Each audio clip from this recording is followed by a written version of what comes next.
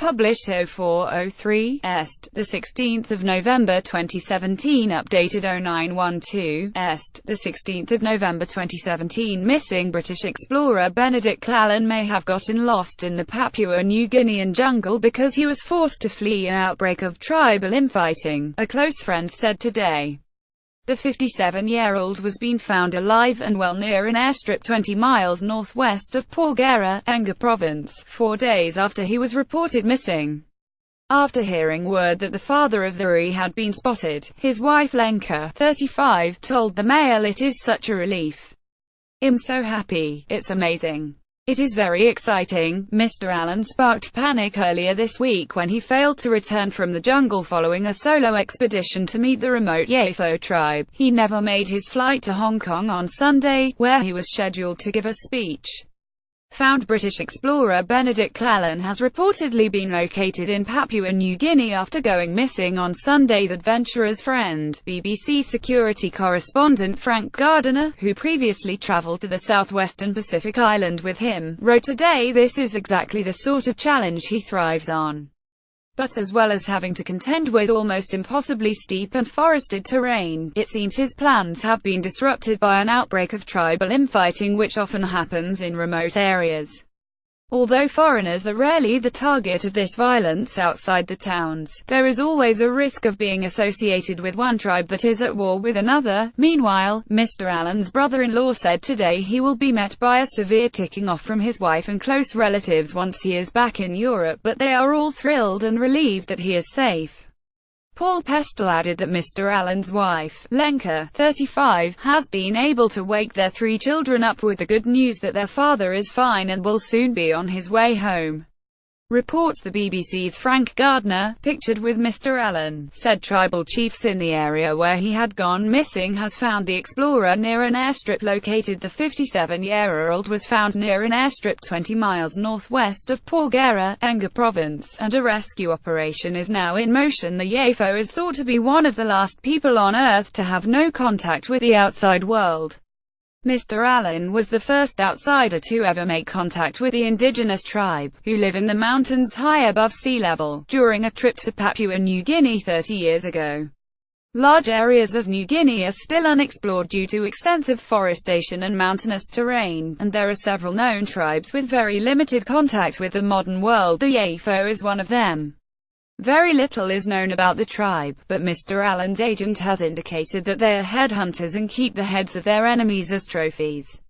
In a blog post before his departure, Mr. Allen wrote, "No outsider has made the journey to visit them since the rather perilous journey I made as a young man 3 decades ago. This would make them the remotest people in Papua New Guinea, and one of the last people on the entire planet who are out of contact with our interconnected world. Last time, the Yafo greeted me with a terrifying show of strength, an energetic dance featuring their bows and arrows. On this occasion, who knows if the Yafo will do the same." Mr. Pestel, 63, who is married to Mr. Allen's sister, Katie, 61, said there will be a family fracas when he gets back. His ethos of going without modern technology is a cause for concern. "We are all just thrilled and excited he's been found. He is a resourceful chap and has done this sort of thing before. We were fairly certain he would turn up either with a broken leg or dysentery.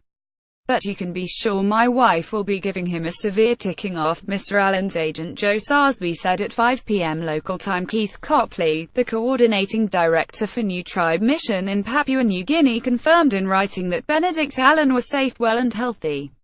He is presently located at a remote airstrip 20 miles northwest of Porgera, Enga Province. Confirmation on exact location coordinates are now being confirmed in order to arrange evacuation as soon as possible. Speaking to The Sun, Mr. Copley said it will take at least a couple of days for Mr. Allen to get to a point where he can be rescued. "The problem we have is that communication is really bad, so I can't physically speak to him, so the locals he is with are trekking 2 hours to make calls to me. For the moment he is in the best place possible. I know the area where he is very well and I know the hut where he is staying. He will be fine and they have enough rations. Good news. The Czech-born wife of missing explorer Benedict Allen, Lenka, with their children, Natalia, 10, Fred, 7, and Beatrice, 2. Last message. Mr. Allen posted this image on Twitter on Saturday, the day before he was meant to have boarded a plane home. Speaking to the Daily Mail yesterday before the explorer was found, Lenka Allen, a former nurse, said she had told their children, Natalia, 10, Fred, 7, and Beatrice, 2, that daddy's lost. She added, the little one, Beatrice, is always saying daddy and SHES, trying to telephone him on my mobile, looking at his photo on the screen.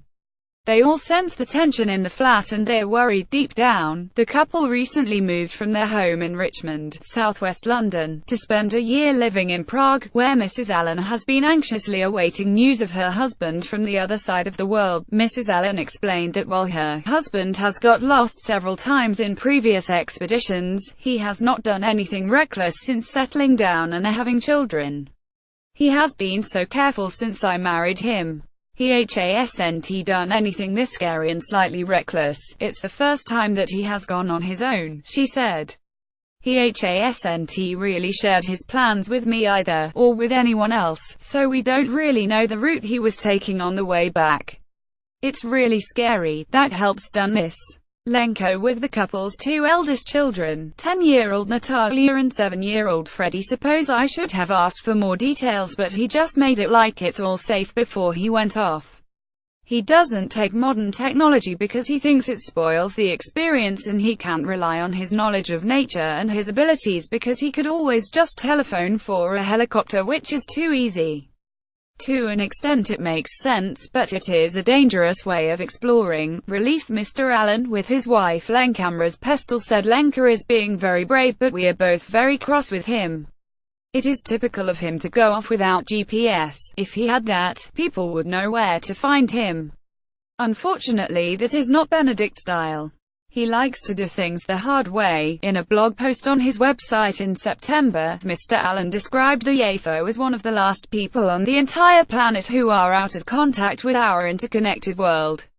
In October, I'm hiring a helicopter to drop me off at the abandoned mission station by Soria, a forlorn place, he wrote.